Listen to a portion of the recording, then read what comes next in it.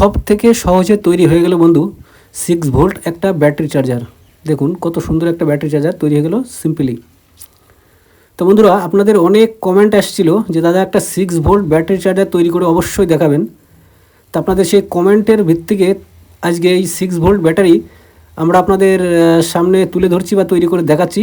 এবং তার জন্য দরকার এখানে দেখুন একটা মিনিমাম 6 ভোল্টের একটা ট্রান্সফরমার আপনারা নিয়ে নেবেন মার্কেট থেকে বা অনলাইন থেকেও নিতে পারেন। 606 ভোল্ট অর্থাৎ 6 ভোল্টের ট্রান্সফরমার অর্থাৎ 606 ভোল্টের একটা ট্রান্সফরমার নিয়ে নেবেন এবং এই ট্রান্সফরমার দিয়ে কিন্তু তৈরি হয়ে যাবে পাওয়ারফুল একটা 6 ভোল্ট ব্যাটারি চার্জার। এবং কীভাবে তৈরি করছি সেটা অবশ্যই দেখুন। আশা করি এই ভিডিও দেখার পরে আপনাদের অন্য কোনো ভিডিও দেখার দরকার পড়বে না 100%। তো সর্বপ্রথম আমরা সাপ্লাইটা দিয়ে দিলাম, দিয়ে দেওয়ার পরে আউটপুট ভোল্টটা কত দিচ্ছে সেটা কিন্তু আপনাদের সঙ্গে একটু দেখাচ্ছি। দেখুন এর আউটপুট ভোল্ট দিচ্ছে 6 ভোল্ট অর্থাৎ মাঝখানে যেটা সেটা কিন্তু আমাদের 0 ভোল্ট, ডান পাশেও 6 ভোল্ট, বা পাশেও কিন্তু 6 ভোল্ট। এবার এটা দিয়েই তৈরি হয়ে যাবে একটা পাওয়ারফুল 6 ভোল্ট ব্যাটারি চার্জার। এবং দেখুন এরপরে কী করছি অবশ্যই দেখুন, আপনাদের অবশ্যই কোনো কিছু বুঝতে অসুবিধা হলে অবশ্যই কমেন্ট করবেন, হোয়াটসঅ্যাপ করবেন, 24 ঘন্টা আপনাদের হেল্প করার জন্য আসি। এবং এখানে আমাদের করা লাগবে কি এসি ভোল্টটাকে ডিসিতে কনভার্ট বা রূপান্তরিত করার জন্য আমরা এখানে সিম্পলি ব্যবহার করবো দুটো ডায়োড, যেটা হচ্ছে IN4007 অর্থাৎ 4007। দুটো ডায়োড হলে কিন্তু কাজ মিটে যাবে, আর কোনো ঝামেলা নেই। এবং দেখুন দুটো ডায়োডের যে সাদা মাথা বা সিলভার মাথা এখানে আমরা করে দিলাম এক বা একত্রে করে দিলাম। দেখুন এইভাবে সিম্পলি আপনারা এইভাবে এক করে নেবেন, কোনো রকম কোনো ঝামেলা নেই, কোনো পরিশ্রম নেই, সিম্পলি এক করে দেবেন। তারপরেও কী করছি স্টেপ বাই স্টেপ ভিডিওটা না স্কিপ করে দেখুন।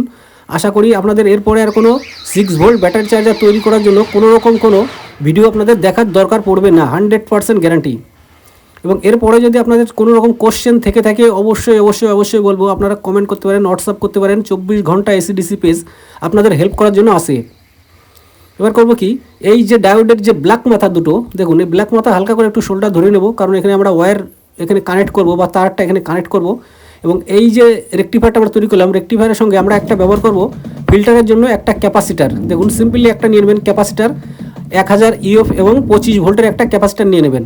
এটাও আপনারা যে কোনো ইলেকট্রনিক্স পার্টসের দোকানে পেয়ে যাবেন, 5 থেকে 10 টাকার মধ্যে আপনারা পেয়ে যাবেন, কোনো রকম কোনো সমস্যার কোনো কারণ নেই, বা অনলাইনেও পেয়ে যাবেন। এবার করবো কি, এই ক্যাপাসিটারের নেগেটিভ পজিটিভ হালকা করে আমরা একটু ব্যান্ড করে দেবো, বেঁকিয়ে দেবো। দেখুন কীভাবে ব্যান্ড করে দিলাম।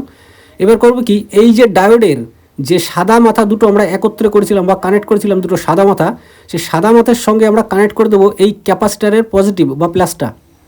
দেখুন সিম্পলি এইভাবে কানেক্ট করে দেবেন, কোনো রকম কোনো ঝামেলা নেই, কোনো ইঞ্জিনিয়ার কোনো ডাক্তার কাছে নেওয়ার দরকার নেই, আপনি ঘরে বসেই তৈরি করতে পারবেন একটা 6 ভোল্ট ব্যাটারি চার্জার।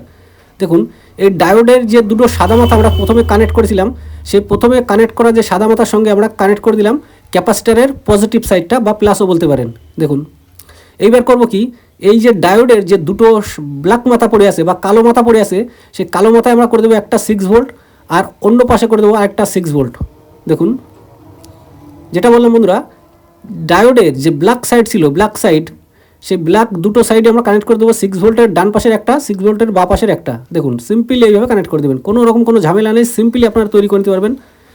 দেখুন এবং এই যে ক্যাপাসিটারের ব্ল্যাক সাইড যেটা পড়ে আছে বা মাইনাস সাইড যেটা পড়ে আছে, সেটা আমরা কানেক্ট করে দেবো এই ট্রান্সফর্মার থেকে আউটপুট হচ্ছে যে 0 ভোল্ট বা কালো যে তারটা, এই তারটা যুক্ত করে দেবো ক্যাপাসিটারের নেগেটিভে বা মাইনাসে। দেখুন এখানে কানেক্ট করে দিচ্ছি ক্যাপাসিটারের মাইনাসে, ট্রান্সফর্মার থেকে মিডিল যে ভোল্ট আসছে ওটা কিন্তু আমাদের 0 ভোল্ট, ওটা কানেক্ট করে দেবো ক্যাপাসিটারের মাইনাসে। দেখুন সিম্পলি কানেক্ট করে দিলাম ক্যাপাসিটারের মাইনাসে। এবার কিন্তু আমাদের রেকটিফায়ারের কাজ কিন্তু এখানে শেষ।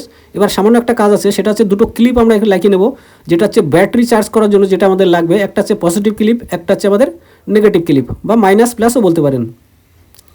সিম্পলি এবার এই যে ক্লিপের যে পজিটিভ আর নেগেটিভ এটা কানেক্ট করবো। দেখুন বন্ধুরা এখানে কানেক্ট করবো ক্যাপাসিটারের পজিটিভ থেকে পজিটিভ, ক্যাপাসিটারের নেগেটিভ থেকে নেগেটিভ।